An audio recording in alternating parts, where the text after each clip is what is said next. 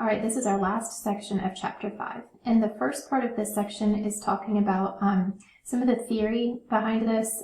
So you just want to read through this and make sure that you understand them and that it makes sense in your head.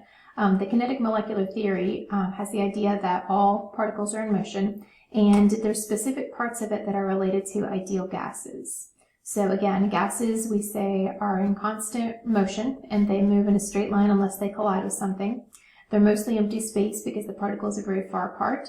Number 3 is important. We talked about those forces of attraction, that in order to use all of those gas laws that we just talked about with all those conversions, we have to assume that there are no forces of attraction or repulsion between the particles. In real life, there are, but if we take those into account, then we have to adjust the calculations and it becomes way more complicated. They can change energy during a collision, but the total energy remains constant. And the fancy way to talk about that is an elastic collision. It's in a collision when both particles collide, but then you don't lose any of the total energy. Temperature, that's a good definition to know. We'll be revisiting that throughout the semester. It's the average kinetic energy of the particles. So kinetic means motion, so we're talking about how fast the particles are moving, the energy of the particles. And we have to take an average because not every particle in a sample is moving at the same speed, so we take an average of all of the particles in a sample. And you can use those ideas, those 5 postulates, to explain these next 5 relationships. So we already talked about these relationships. You can explain those using the kinetic molecular theory. The next one is going to talk about the speed of these gas particles, and they're going to call it the root mean square velocity, but don't get intimidated by all those words. It's really just talking about the speed of the gas. There's 2 things it's dependent on, is how big the particle is and the temperature of the sample. So again, temperature is the motion of the particles, and heavier gases are going to move slower, so the molar mass is going to affect it as well. And there's an equation there where you can calculate the velocity of the gases. You just take the square root of 3 times R, which is the gas constant we talked about before, times the temperature, and then the molar mass is the capital M. So that's from the periodic table.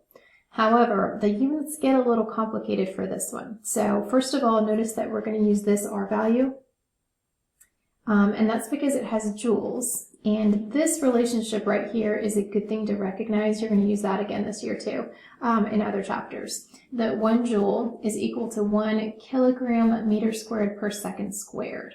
So if we're talking about joules and we're talking about molar mass, which is mass per mole, notice they both have mass, so you have to get those into the same units. So if you're going to use joules, because kilograms is part of joules, you have to have your molar mass in kilograms per mole, which is weird because usually we do grams per mole.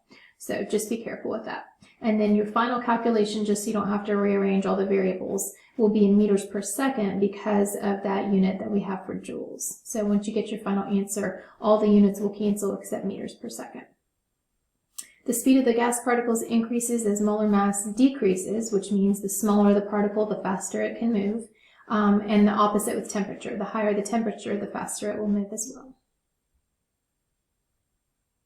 All right, this is 2 more sections. The next one has some vocab words: effusion versus diffusion. Effusion means that you can basically shoot a gas through a small opening, and diffusion means if you put 2 gases together, because they're always moving, they're eventually going to mix up in the balloon or whatever container that you have.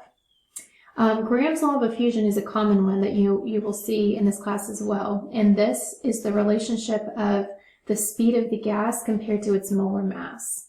So a lot of times what they'll give you for this question is 2 different chemicals like CO2 and oxygen, and then they also give you the rate of effusion for one of the gases and ask you what is the rate for the other gas. So first of all, the capital M is the molar mass, so these 2 numbers you just get from the periodic table. And don't forget to take the square root of them. And then, like I said, they'll probably give you the rate of one of the gases. Every once in a while, they ask you to talk about the relationship with them. So in that case, you would still plug in the molar masses, but then instead of solving for one of the rates, you would solve for the whole fraction. And then you can talk about how much faster one is moving compared to the other. So if you got 2 as your final answer, then you can say that one gas is moving twice as fast as the other gas. So it's kind of the relationship instead of solving for each of the rates. However, be really careful because notice that this is gas 1 and look where gas 1 is over here. They're opposites. So whatever gas you have on top on one side, you have to flip it and put it on the bottom on the other in order for this reaction to or this equation to be valid. So be careful with that. And there's some practice problems in the progress check for you to do with those. Also, if they ask you for root mean square speed, they're talking about the rate of diffusion. And then the last thing has to do with correcting for real gases versus ideal gases. So we talked about the fact that ideal gases, we assume they don't have any forces of attraction or repulsion with other particles, even though in real life they do. So a real gas is going to have those forces of attraction. And let me show you with this little picture over here why that matters. So if you look at that green particle, as it bounces off the wall, which is going to have to do with the pressure, if there are no forces of attraction between that and the red particles, it will just bounce off the wall. But if the red particles have a force of attraction towards the green one, it's kind of like they're holding it back so it doesn't bounce as hard against the wall. And so the measured pressure that you actually measure for a real gas is going to be slightly lower than if it was an ideal gas. And that's, again, because of those forces of attraction that that green particle has for the red particles. It kind of holds it back so the pressure goes down just a little bit. So again, we talked about when they deviate. Real gases deviate from ideal gas behavior if they can feel those forces of attraction. And the times that you feel forces of attraction is if you push the particles together, they can feel them better. Or if they're moving slowly, then as they pass by each other, they feel those forces better than if they're moving super fast. So low temperature, because that makes them move slowly, and high pressure would make them not as much like an ideal gas. And this down here, this equation is correcting. This equation is PIV inert. So notice we've got P over here, we've got V, we have N somewhere, there it is, and then RT. This is what you would have to use to correct for the fact that real gases do have intermolecular forces. So notice that it's a much more complicated equation than PV equals nRT. And those forces of attraction don't affect it too much. This is the other one. We talked about the measured pressure is too low, but the measured volume would be too high. That's opposite because pressure and volume are inversely related.